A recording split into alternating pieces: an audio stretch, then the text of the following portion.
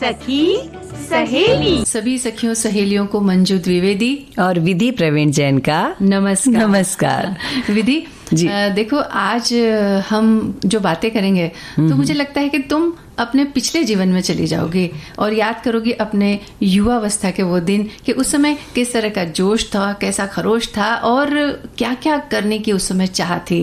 देखिए मंजू जी, देखिए बूढ़ा तो कोई नहीं होता लेकिन फिर भी चलिए आप कहती हैं तो हम मान लेते हैं कि हम अपने उस युग को एक बार फिर से जीने के लिए जा रहे हैं। बिल्कुल, और जीना भी चाहिए। आज अंतर्राष्ट्रीय युवा दिवस है तो इस विषय पर हमारी बातें होंगी। इसके साथ ही सखी विशेष के अंतर्गत ML वसंत कुमारी जो कि कर्नाटक संगीत की गायिका थी, उनके बारे में हम बातचीत करेंगे। और इसके अलावा एक बहुत ही महत्वपूर्ण विषय है अंगदान का महत्व। बिल्कुल, तो इस विषय पर भी हमारी बातें होंगी और व्यंजन की बातें तो होंगी क्योंकि आज शुक्रवार है। और व्यंजन भी कौन से? तिरंगे वाले 3 रंग के जो व्यंजन होते हैं दिखने में बड़े खूबसूरत लगते हैं और एक अलग सा उनसे भी एक लगाव हो जाता है ना, कि जिस तरह से अब आने वाले दिनों में हम अपना स्वतंत्रता दिवस मनाएंगे तो तिरंगे से जो लगाव हमारा है, वैसे ही अगर तिरंगे व्यंजन जो है उनसे भी हमारा लगाव है तो आज हम वो तिरंगे व्यंजन बनाना सिखाएंगे अपनी सखियों को। बिल्कुल, तो आज हम बात करने वाले हैं अंतर्राष्ट्रीय युवा दिवस के बारे में और आज वह दिवस है भी। तो हम सभी की तरफ से सभी युवाओं को और जो मन से भी युवा हैं उन सभी को ढेर सारी शुभकामनाएं। जी, बहुत सारी शुभकामनाएं। 12 अगस्त को प्रतिवर्ष ये दिन मनाया जाता है और किसी भी देश का युवा उस देश के विकास का सशक्त आधार होते हैं। वर्तमान समय में युवा वर्ग ऐसे मुकाम पर आकर के खड़ा है विधि कि जब मानव विकास गति बहुत तेज है, यानी कि बहुत तेजी से टेक्नोलॉजी बदल रही है, बहुत कुछ बहुत जल्दी बदल जाता है और इस गति से कदम ताल मिलाना भी जरूरी है। और ये तीव्र विकास गति जहां उनको अनेक उपलब्धियां और सुविधाएं लेकर देती है, वहीं युवा वर्ग के लिए तीव्र गति से भागने की क्षमता पा लेने की चुनौती भी उनके सामने होती है। यानी जहां सुविधाएं हैं, टेक्नोलॉजी नहीं है, वहीं बहुत सारी चुनौतियां भी हैं। बिल्कुल, तो वहीं एक प्रश्न उठ जाता है ना मंजू जी कि अगर युवा वर्ग इतना क्षमतावान है तो उसे जो परिवर्तन तेजी से हो रहा है, ये हम कह सकते हैं दिन में 4 बार परिवर्तन हो जाता है। उस 4 बार के परिवर्तन को भी उसे समझना है, अपनाना है, नई तकनीकियों के बारे में उसे जानकारी भी लेनी है और अपने जीवन को उतना सुविधा संपन्न भी बनाना है ताकि वो इन सब तक पहुंच सके। कितनी जिम्मेदारी है आज के युवा पर, और साथ में उसे स्वयं को एक ऐसे सम्मानजनक स्थिति पर लाना है। और आज पहले की बात थी कि गांव में, शहर में, समाज में स्तर बनाना था, आज विश्व के स्तर पर आपको अपना स्थान बनाना बहुत जरूरी है। ये तो थोड़ा मुश्किल जरूर होता है लेकिन युवाओं के लिए आसान हो सकता है क्योंकि उनके अंदर क्षमता ज्यादा होती है। और प्रतिस्पर्धा की जब बात करते हैं तो ज्यादातर वो जो प्रतिस्पर्धा होती है वो युवाओं के बीच ही होती है, तो उस समय भी उनको कड़ी चुनौतियों को स्वीकार करना पड़ता है। और आजकल सुरक्षित भविष्य की गारंटी माना जाता है अगर आप चुनौतियों को स्वीकार करते हैं और आगे बढ़ते हैं तो। और युवा वर्ग को विश्व स्तरीय प्रतिस्पर्धा में शामिल होना भी आवश्यक है, जैसा कि तुमने कहा कि हमें पूरे विश्व स्तर पर आगे बढ़ना है। इसलिए वैसे पूरे विश्व में भारत को युवाओं का देश कहा जाता है और हमारे देश में 35 वर्ष की आयु तक के 65 करोड़ युवा है, यानी हम ये कह सकते हैं कि हमारे देश में अथाह श्रम शक्ति उपलब्ध है। और आपने जब विश्व स्तर की बात की तो अभी जो कॉमनवेल्थ गेम चल रहे थे मंजू जी, उनको कैसे मैं छोड़ सकती हूँ, वो यहाँ पर याद आ जाते हैं और बड़ा गर्व है हमारे युवाओं पर। 20 साल के 19 साल के बालक कहेंगे उन्हें, हमारे लिए पदक लेकर आए हैं। देखिए इस समय हमने 61 पदक जीते हैं, बड़े गर्व के साथ हम विश्व स्तर पर खड़े हैं क्योंकि हमारे इन विश्व स्तरीय खिलाड़ियों ने हमें वो स्थान दिया है जिसमें 22 स्वर्ण हैं, 16 रजत हैं और 23 कांस्य पदक भारत की झोली में लाकर इस तिरंगे को बड़ा मान दे दिया है।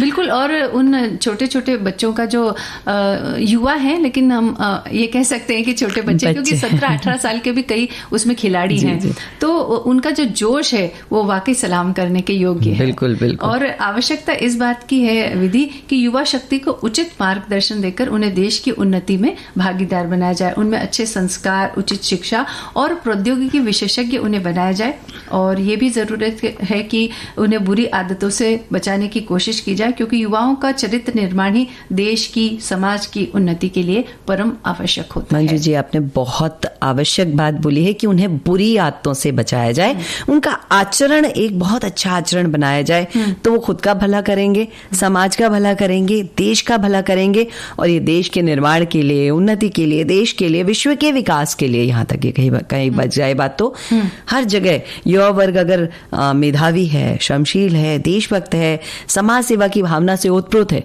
तो वो तो अद्भुत ही है। बिल्कुल ऐसा होना चाहिए, आदर्श व्यक्तित्व उनका ऐसा होना चाहिए। जी जी। और युवा वर्ग को अपने विद्यार्थी जीवन में अध्ययनशील होना चाहिए, संयमी होना चाहिए, आत्मानुशासन से भरा होना चाहिए, ताकि वो भविष्य को उज्जवल बना सके। और इसके लिए समय का सदुपयोग करना भी आवश्यक है, क्योंकि यही समय होता है भविष्य निर्माण का।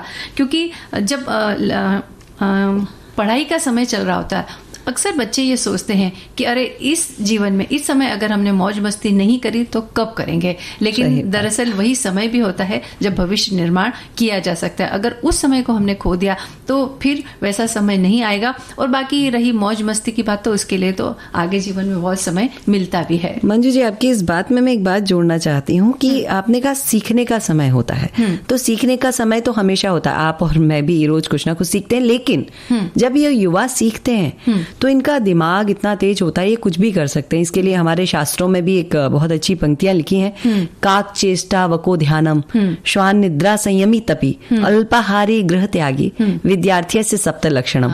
ये विद्यार्थी के सारे लक्षण होते हैं। अगर ये लक्षण है तो वो विद्यार्थी बहुत आगे तक जा सकता है। और आजकल हम देख रहे हैं विधि कि अधिकतर युवा जो है वो विलासिता और सुख सुविधा को देखते हुए कई बार पढ़ लिख जाने के बाद में वो सोचते हैं कि यहाँ क्या रखा है, चलो कहीं और जाकर के, विदेश में जाकर के और बहुत पैसा कमाएंगे और बड़ी आराम की जिंदगी जिएंगे।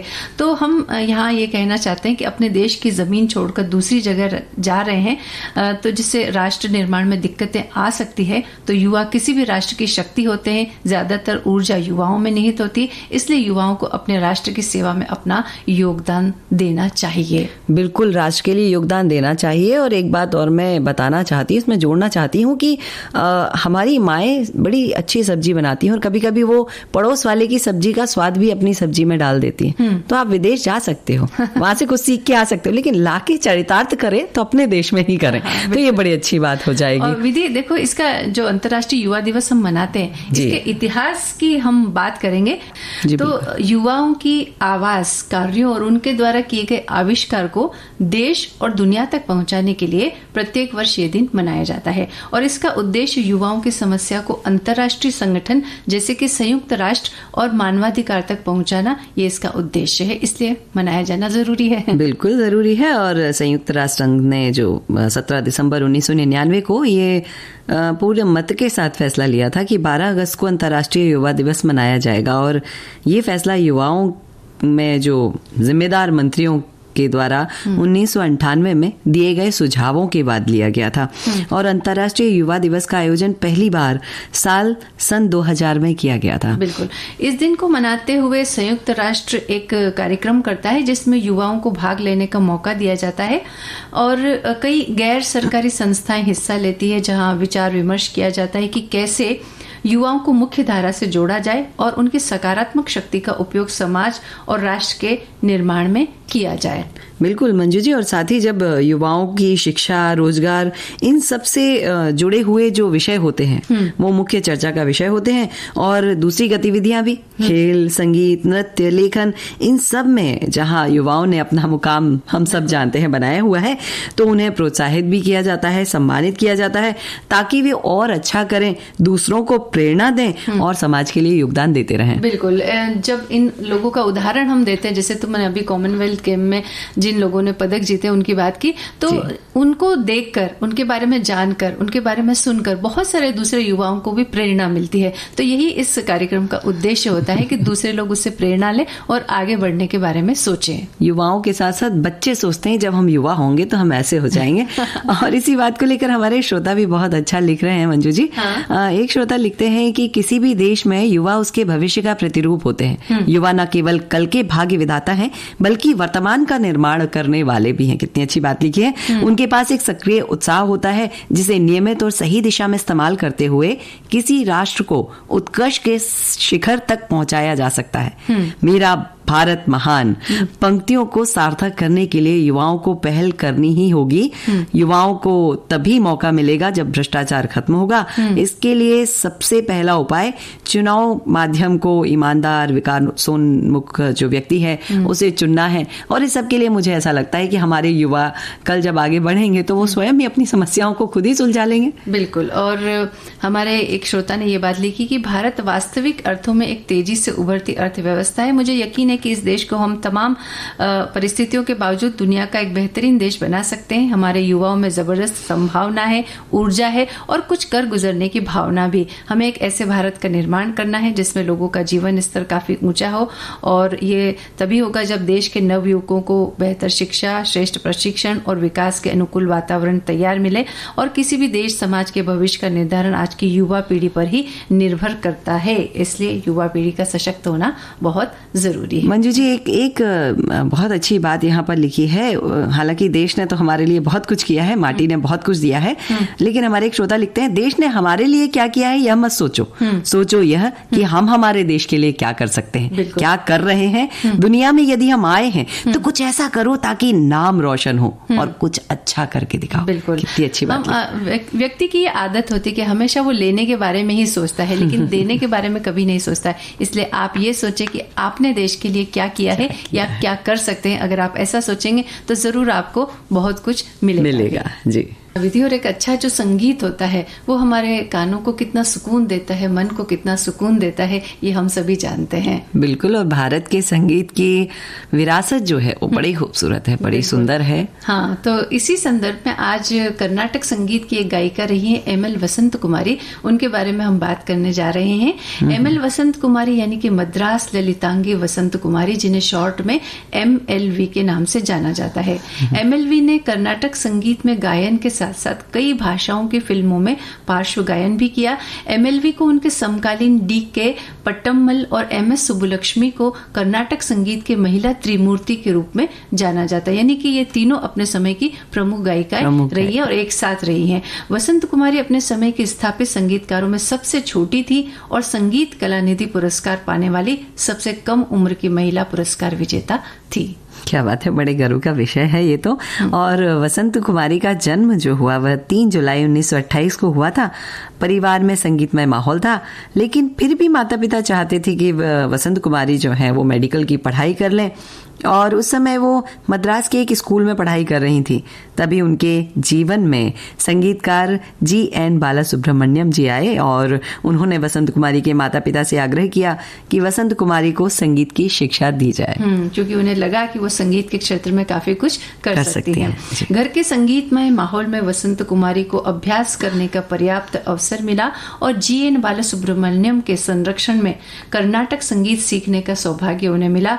1940 में वसंत कुमारी की मां ललितांगी ने शिमला में अपना गायन प्रस्तुत किया। तब वसंत कुमारी ने उनका साथ दिया और इस समय वसंत कुमारी केवल 12 वर्ष की थी। केवल 12 वर्ष की उम्र में इतना कुछ करना बड़ी बात है, और इसीलिए शायद उन्हें सबसे कम उम्र की महिला पुरस्कार विजेता का गौरव भी प्राप्त है। इस शुरुआत के दौर में 2 साल बाद वसंत कुमारी जी ने बेंगलुरु में एकल गायन किया। इसी समय उनका पहला 78 RPM रिकॉर्ड जो है वो तैयार हो गया था। उनके गायन ने लोगों के दिलों में एक सनसनी पैदा कर दी थी, और जो सनसनी आज भी हमारे दिलों में जागरूक है। उन्होंने एक मंच कलाकार के रूप में ज्यामिति प्रगति की और 1950 तक एक प्रतिष्ठित कलाकार के रूप में खुद को स्थापित कर दिया। बिल्कुल। एक विद्वान संगीत समीक्षक ने वसंत कुमारी के बारे में कहा था कि MLV ने संगीत की दुनिया में महिलाओं के संघर्ष को एक सफल परिणति तक पहुंचाया है। उनके संगीत में कई विशेषताएं हैं जो उन्हें विशेष बनाती है, ये बात उन्होंने कही थी। और वसंत कुमारी ने GN बालासुब्रमण्यम के अधिकांश शैली को आत्मसात तो किया, लेकिन साथ ही अपनी एक अनूठी शैली भी उन्होंने विकसित की। ये उनकी विशेषता रही जी। और आप उसी अनूठी शैली की जो बात कर रही हैं वह कुछ ऐसा है कि उनकी आवाज बड़ी तरल है, समृद्ध कल्पना है उनके गायन में, जैसे उनके गायन को दुर्लभ बनाता है और रागों को संभालने का उनका इत्मीनान, खोजपूर्ण और एक अलग ही साहसिक तरीका है, जो कि सचमुच उल्लेख करने के योग्य यहाँ पर है। और मुखर तकनीकों पर वसंत कुमारी की महारत व्यापक और पूर्ण थी। श्रुति भेद से अलंकृत और कल्पना स्वरों से वह बड़ी सहजता से कई कठिन रागों को गा लेती थी, प्रतिपादन कर लेती थी। तो ये बहुत बड़ी विशेषता थी क्योंकि जब कठिन राग होते हैं तो उन्हें संभालना, उसमें गायन करना या फिर उसमें नई खोज करना, ये बड़ा मुश्किल काम होता है, जो कि उन्होंने बड़ी सरलता से किया।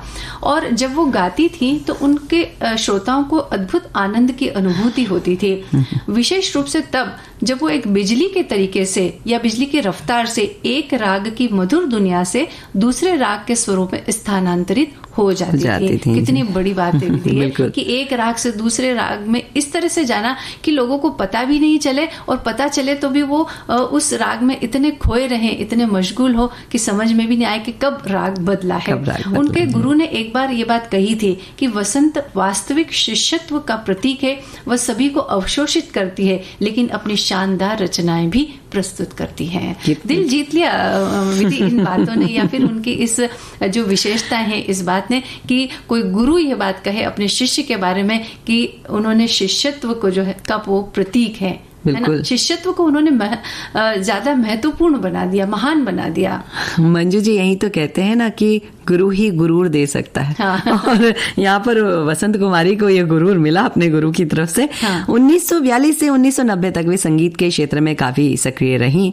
उन्होंने कई फिल्मों में और कई संगीतकारों के लिए पार्श्व गायन भी किया। एक पार्श्व गायिका होने के नाते वसंत कुमारी ने अपरिचित रागों को लोकप्रिय बनाया, ये बड़ी बात है उनके हिसाब से। और इसके अतिरिक्त उन्होंने हरिदास की रचनाओं को भी लोकप्रिय बनाया, मतलब जो लोगों तक नहीं पहुंचा उसे लोगों तक पहुंचाने का काम इन्होंने किया। क्योंकि उन्होंने ये अपनी जिम्मेदारी समझी कि एक गायिका के रूप में वो क्या कर सकती है कि जो दूसरों की रचना है उनको कैसे पहुंचाया जा सकता है सरल माध्यम से, ताकि लोगों को समझ में आए। ये काम भी उन्होंने किया।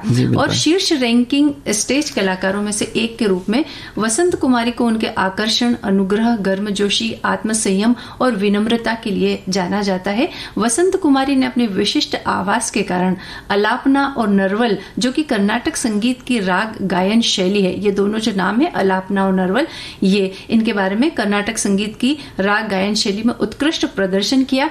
अत्यधिक तरलता और अद्भुत स्वर के साथ उन स्वरों का रचनात्मक रूप से उन्होंने विस्तार किया। मंजू जी यहाँ पे ऐसा लगता है कि वसंत कुमारी जी के जीवन से बहुत कुछ सीखने योग्य है। कि हम जिस जगह पे, जिस फील्ड में काम कर रहे हैं, हमें उस जगह ऐसा ही काम करना चाहिए ताकि वो अद्भुत हो। बिल्कुल। और हम यहाँ ये भी बताना चाहेंगे कि वसंत कुमारी को उनके संगीत में योगदान के लिए कई पुरस्कारों से सम्मानित किया गया। इनमें प्रमुख है 1970 में संगीत नाटक अकादमी पुरस्कार, 1977 में भारत सरकार द्वारा पद्म भूषण से अलंकृत किया गया, 1976 में मैसूर विश्वविद्यालय द्वारा पुरंदरस PhD पर उनके विशेष कार्य के लिए डॉक्टरेट की डिग्री उन्हें दी गई, और 1987 में भारतीय ललित कला संस्थान चेन्नई से संगीत कला शिखामणि पुरस्कार उन्हें दिया गया। बस मंजू जी बात यहीं पर आती है कि हमें इतना कुछ एक महिला से मिला, मतलब एक संगीतकार से मिला, महिला नहीं कहूंगी, केवल संगीतकार कहूंगी, एक संगीतकार से हमें इतना कुछ मिला, लेकिन वक्त है ना, मृत्यु है, वो किसी को नहीं छोड़ती। और बड़ा दुख हो रहा है ये बात बताते हुए कि 1990 में 62 वर्ष की आयु में हमने वसंत कुमारी को खो दिया, उन्होंने विदा ली। तो उन्हें हम याद करते हुए उनकी रचनाओं को हम याद करते हैं। तो मतलब संगीत की जब हमने बात की तब उनके संगीत की जो विशेषताएं हैं ML वसंत कुमारी के संगीत की, तो उसके बाद गाना भी कुछ वैसा ही होना चाहिए था कि जैसे उस संगीत पर लोग झूमते थे तो वैसा ही कुछ सुना जाए जिससे हम भी झूमने पर मजबूर हो जाए।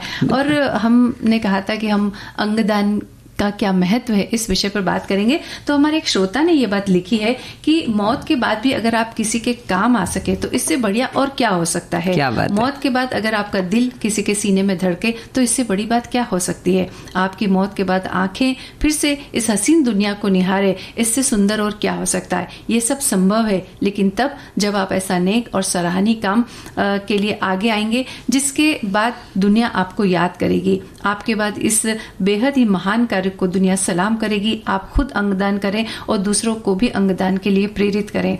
अंगदान जैसा महादान हो ही नहीं सकता। अंगदान कर आप किसी को नया जीवन दे सकते हैं। आप किसी के चेहरे पर फिर से मुस्कान ला सकते हैं।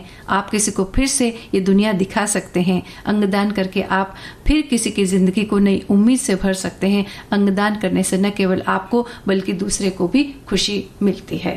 मंजू जी, हमारे श्रोता लोग कितना खूबसूरत, कितना अच्छा लिखते हैं। और वही मैं जब पढ़ रही थी तो एक और श्रोता ने लिखा है, अंगदान को महादान बताया है। कोई भी इंसान दुनिया से जाने के वक्त लोगों को जिंदगी दे सकता है। किसी के द्वारा किए गए अंग से किसी को नया जीवन मिल सकता है। इस तरह अंगदान से कोई भी व्यक्ति किसी का नाथ बन सकता है। कितनी बढ़िया बात लिखी है। संसार मनुष्य जन्म से श्रेष्ठ और कुछ भी नहीं है। संसार में हम मनुष्य हैं, इस बात से अच्छा सच बात है कुछ और है ही नहीं। मनुष्य ही संसार में ईश्वर का प्रतिनिधि माना गया है। दया, संवेदना, धर्म का जो मूर्तिमान रूप है वह मनुष्य ही है और इस धरती का सर्वश्रेष्ठ प्राणी है, क्योंकि वह एक जीवन और मृत्यु के संघर्ष में जूझ रहे व्यक्ति को अपने अंगदान से नया जीवन दे सकता है।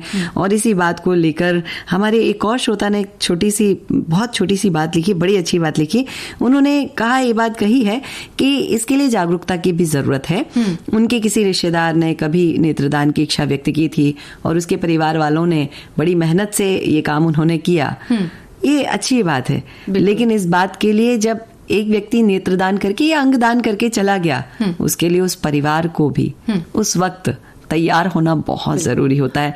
तो जिन्होंने अभी तक किए उनके लिए तो मैं प्रणाम करती हूँ और उस परिवार वालों को प्रणाम करती हूँ, क्योंकि जाने के बाद व्यक्ति का क्या रह गया, लेकिन जिन्होंने दिया वो तो उस परिवार के लोग थे। तो उन सभी को प्रणाम हम करते हैं। और ये तो हमारे श्रोताओं की बातें हो गई हैं, लेकिन हम अपनी ओर से भी कुछ कहना चाहते हैं कि विश्व अंगदान दिवस प्रत्येक वर्ष 13 अगस्त को मनाया जाता है, यानी कि कल है, और जिसका उद्देश्य लोगों को अंगदान के प्रति जागरूक करना और प्रेरित करना है। अंगदान एक बहुत ही नेक काम है, लेकिन अंगदान करने वाले लोग कम है, क्योंकि ज्यादातर लोग इस बारे में सोचने से भी थोड़ा हिचकिचाते हैं, या फिर वो अपने व्यस्त जीवन में से इस बारे में जानने का समय ही नहीं निकालना चाहते, क्योंकि उन्हें लगता है कि ये कोई इतना महत्वपूर्ण काम नहीं है। जी बिल्कुल, और इसीलिए प्राथमिक लक्ष्य रखकर लोगों को इस मानसिकता के लिए हमें बदलना होगा। उन्हें अंग दान के लिए प्रोत्साहित करना ही होगा। और अंग प्रत्यारोपण के द्वारा हर साल हजारों लोगों की जिंदगी बदल जाती है। वो कितने लोग अपनी अंग प्रत्यारोपण नहीं होता है तो जान भी गंवा देते हैं। तो हम इंतजार करते हैं कि कब कोई डोनर मिले तो हमें अंग मिले, लेकिन कई बार ऐसा नहीं हो पाता है और वो इस दुनिया से विदा हो जाते हैं। ऐसा नहीं है कि लोग अंगदान नहीं करते हैं विधि, लेकिन बात यह है कि अंगदान करने वालों और जरूरत के बीच बहुत ज्यादा असंतुलन है। कई बार मरीजों को ब्रेन डेड घोषित कर दिया जाता है, लेकिन उनके शरीर के अन्य अंग ठीक तरह से काम करते रहते हैं। तो अगर सही समय पर अंगदान का निर्णय लिया जाए तो इन मरीजों के अंगों से दूसरों के जीवन को दान मिल सकता है, लेकिन बात यह है कि सही समय पर निर्णय लेना होगा। यहाँ पे बात वही आ जाती है कि यहाँ पे परिजन की बात आ जाती है। मतलब जो ब्रेन डेड है वो तो निर्णय ले नहीं सकता, तो यहाँ पर परिजनों का सब काम आ जाता है कि उन्हें निर्णय लेना चाहिए और उन्हें यहाँ बड़ी गंभीरता के साथ निर्णय लेना चाहिए। और जो मरीज फंसे हुए हैं इस अवस्था में कि वो जीवन मृत्यु के बीच झूल रहे हैं, मतलब वो जी सकते हैं अगर आप थोड़ा सा उन्हें सहयोग दे दें, अर्थात एक अंग का दान कर दें, तो शायद वो अपने लंबा जीवन जी सकते हैं। तो यहाँ परिजनों से बड़ा आग्रह करते हैं हम कि वह भी बड़े कड़े हृदय के साथ यही कहना पड़ेगा और इस बात का निर्णय लें। और एक इंसान के अंगदान से 8 लोगों का जीवन बच सकता है। कितनी बड़ी बात है मंजू जी, 8 लोग सकता है। बिल्कुल। साथ ही टिश्यू के दान से 100 अन्य लोगों के जीवन में भी काफी सुधार हो सकता है। मृत शरीर से केवल मस्तिष्क को छोड़कर शरीर के लगभग सभी अवयवों का दान हो सकता है। बताइए मंजू जी, कितनी बड़ी बात है कि शरीर का प्रत्येक अंग, आप त्वचा भी आप किसी को दे सकते हैं। कितनी बड़ी बात है। पूरे शरीर का दान मृत्यु के बाद होता है। मृतक पहले ही अपनी इस बात की जिम्मेदारी ले लेता है। एक फॉर्म भरा जाता है, वो आप भर देते हैं, अपनी इच्छा जाहिर कर देता है जी। और परिजनों की जिम्मेदारी होती है कि भाई ये काम करें। और अगर कोई मृतक, जैसे कभी उसने हमारी उम्र में ही हमने इच्छा कर दी और बाद में कोई समस्या आ गई, तो बात अलग है कि कैंसर या एड्स जैसा पीड़ित हो गया, तो यह शरीर शोध के लिए कितना काम आता है। हम इस बात को समझे मंजू जी कि जो व्यक्ति जा चुका है उसका शरीर पर बच्चे, मेडिकल के स्टूडेंट्स जो हैं वह पढ़ाई करेंगे और आगे कितने लोगों की जान बचा लेंगे। तो ये बहुत अच्छी बात होती है। और यदि स्वस्थ व्यक्ति की मृत्यु होती है तो उसके शरीर के अवयवों को निकाल कर जाने कितने लोगों को जीवन दिया जाता है। बिल्कुल, तो इस बारे में थोड़ा गंभीरता से विचार करें और सोचें कि हमारे शरीर से हम कितने लोगों को जो है दृष्टि दे सकते हैं, जीवन दान दे सकते हैं। अगर ऐसा हम कर सकें तो वाकई में ये बहुत अच्छा। मतलब मंजू जी 12 तारीख और 13 तारीख 2 दिन है इस बारे में विचार करने के लिए। जी, हम अब बात करेंगे कुछ तिरंगे व्यंजनों की, है ना। और उन तिरंगे व्यंजनों में केसरिया रंग होगा, सफेद रंग होगा और हरा रंग होगा, और मेरे मुंह में पानी होगा। तो चलिए पहले मैं एक तिरंगे चक्र की रेसिपी बता देती हूँ। अरे मतलब आप चक्र भी लेकर आ रही हैं, क्या बात है, उससे छोड़ा नहीं जा सकता। हाँ, तो तिरंगे चक्र हमें किस तरह से बनाने, उसके लिए सामग्री सबसे पहले बता देते हैं। 1.5 कप दूध चाहिए हमें, 1 कप किसी हुई लौकी चाहिए, 1 कप किसी हुई गाजर चाहिए, 1.5 कप खोया, 1 कप नारियल का बुरा, आधा चम्मच इलायची पाउडर, 1 कप चीनी चाहिए और थोड़ा थोड़ा हरा और केसरिया रंग चाहिए। अब विधि तुम सुन लो कि विधि क्या है इसकी। है ना जी। तो बनाना कैसे ये बता देते हैं। दूध को 3 भागों में बांटे, एक में किसी हुई गाजर डालें, दूसरे में किसी हुई लौकी डालें और तीसरे में नारियल का बुरा डाल दें। यानी 3 रंगों की 3 अलग अलग चीजें जो है वो तैयार हो जाएगी। अब शक्कर और खोए के भी 3 भाग करें और तीनों में बराबर हिसाब से डाल दें। तीनों भाग में थोड़ी थोड़ी इलायची पाउडर भी बुरक दें। अब हमें करना क्या है कि लौकी और गाजर वाले मिश्रण में हमें हरा और केसरिया रंग डाल देना है। यानी कि लौकी हरी होती है तो उसमें हरा रंग डाल दें और गाजर थोड़ी पीले रंग की होती है उसमें हम केसरिया डाल दें। और तीनों को अलग अलग मिश्रण को आपको अलग अलग कढ़ाई में हमें लेकर के थोड़ा सा चलाते रहना है, यानी हिलाते रहना है। और मिश्रण जब कढ़ाई छोड़ने लगे तब आंच से उतार लें। अब इसके बाद हमें क्या करना है, एक प्लास्टिक की शीट लेनी है, उस पर सबसे पहले गाजर का पेस्ट डाल दें, फिर उसके ऊपर सफेद नारियल वाला पेस्ट डालें और सबसे ऊपर लौकी की जो परत है उसे फैला दें और थोड़ा उसको ठंडा होने दें। उसके बाद इस शीट को कारपेट की तरह से रोल कर लें, एकदम जैसे हम आटा गूंथते तो उसके बाद एक लोई बनाते हैं ना, उस तरह से हमें उसको गोल कर लेना है और उसको थोड़ी देर के लिए ठंडा होने के लिए रख दें, या फिर उसको फ्रिज में भी रख करके थोड़ा ठंडा। उतनी देर इंतजार कौन करेगा? करना पड़ेगा। अगर आपको अच्छे स्वादिष्ट व्यंजन खाना है तो ये तो हमें करना पड़ेगा। उसके बाद हमें क्या करना है उसके कि प्लास्टिक को हमें हटा देना है और रोल के आधा इंच के मोटे स्लाइस हमें काटने हैं। और जब हम काटेंगे तो उसमें 3 रंग हमें दिखाई देंगे, तो वो तिरंगे चक्र तैयार हो जाएंगे और ये जो है तिरंगे चक्र बड़े स्वादिष्ट लगेंगे खाने में। आपने बड़ी पौष्टिक रेसिपी बताई है, जो कि गाजर, लौकी, नारियल तीनों बड़ी अच्छी चीजें हैं। बस जब मंजू जी आप मेरे लिए बनाए ना तो शक्कर की जगह मिश्री या सफेद गुड़ का इस्तेमाल कीजिएगा। कर सकते हैं, बिल्कुल। जिन लोगों को शक्कर से थोड़ा ऐतराज है या कम खाते हैं तो वो गुड़ का इस्तेमाल कर सकते हैं, थोड़ा कम भी डाल सकते हैं। जी बिल्कुल। और वैसे भी एक बात कहूँ, गाजर में भी अपनी मिठास होती है और लौकी में भी अपनी मिठास होती है, तो उससे भी काम चलाया जा सकता है। जी बिल्कुल।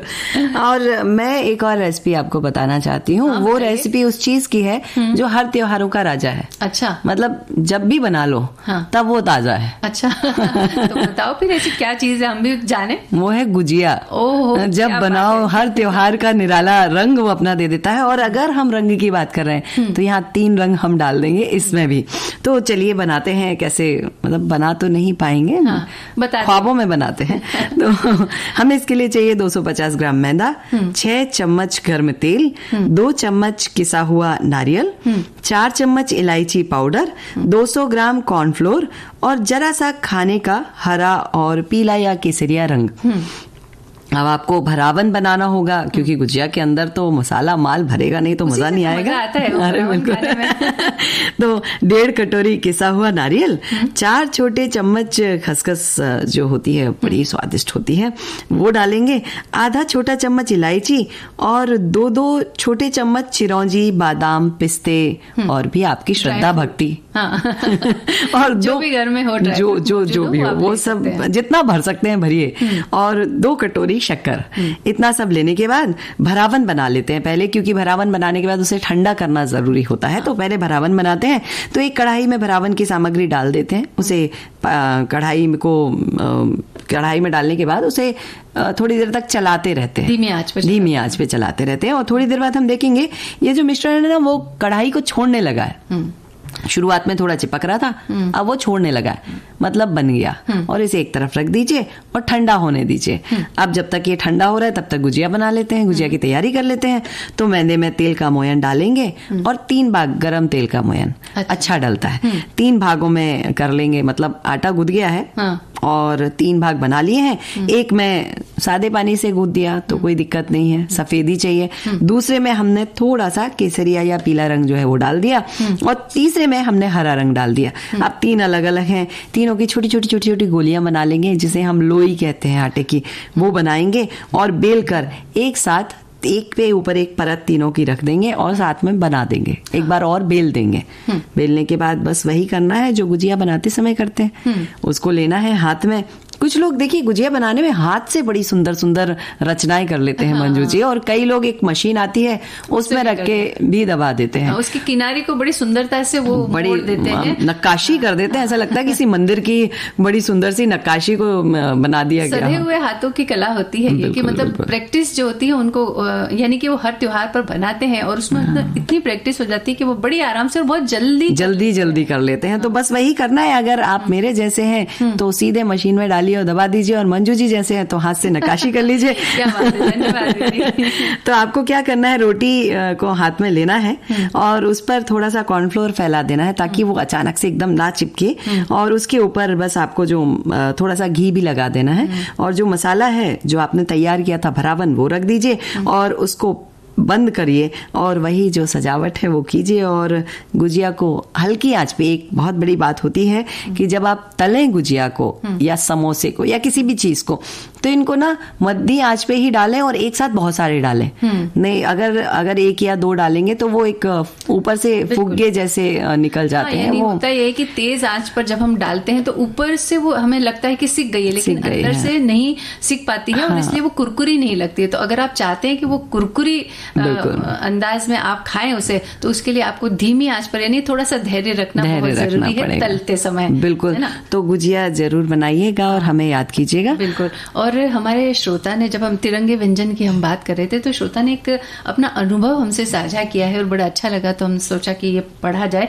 तिरंगे व्यंजन से एक परिवार का आतिथ्य सत्कार याद आ गया। गर्मियों के दिन थे, मैं एक परिवार में गई तो हमें छोटे छोटे कांच के पारदर्शी ग्लास में तिरंगे रंग का चीज मिला। पहले से तो हमें लगा कि कुछ ठंडी पेय पदार्थ है, पर नहीं, वो ठंडी मीठी सेवइयां थी जिसे इतने सुंदर तरीके से पेश किया गया था कि देखकर मन खुश हो गया। हमने उसे अपने मोबाइल में भी कैद किया। आम सेवइयां जैसी बनती है वैसे ही थी। निचले भाग में उन्होंने सेवइयों को ग्रीन पिस्ते के साथ मिलाकर लेयर लगाया।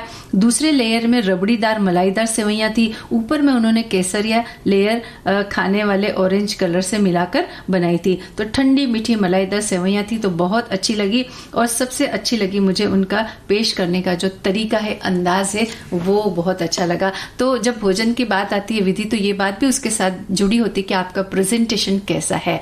तो प्रेजेंटेशन अच्छा होना भी जरूरी, क्योंकि देख करके हमारा मन होता है कि इसे खा लिया जाए। बड़ी सौभाग्यशाली श्रोता है हमारे, जिन्हें इस तरह का खाने को मिला। हाँ, इस तरह की मेहमान नवाजी हुई उनके साथ। और विधि, अब हमने घड़ी की तरफ नजर डाली तो उन्होंने हमें इशारा कर दिया कि अब आपका कार्यक्रम समेटने का वक्त हो गया है। समेटने से पहले बस एक बात कहूंगी, युवा दिवस है, युवाओं को अच्छा खिलाइए, बहुत अच्छा बनाइए।